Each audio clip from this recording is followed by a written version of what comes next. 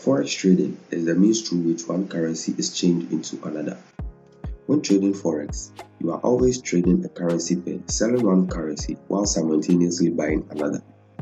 Each currency pair is listed as a 3-letter code, which tends to be formed of 2 letters that stand for the region and one standing for the currency itself.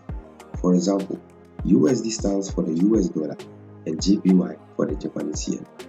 In the USD JPY pair, you are buying the US dollar by selling the Japanese yen. Most forex transactions are carried out by banks and individuals by seeking to buy a currency that will increase in value against the currency they sell. However, if you have ever converted one currency into another, for example, when you travel, you have made a forex transaction.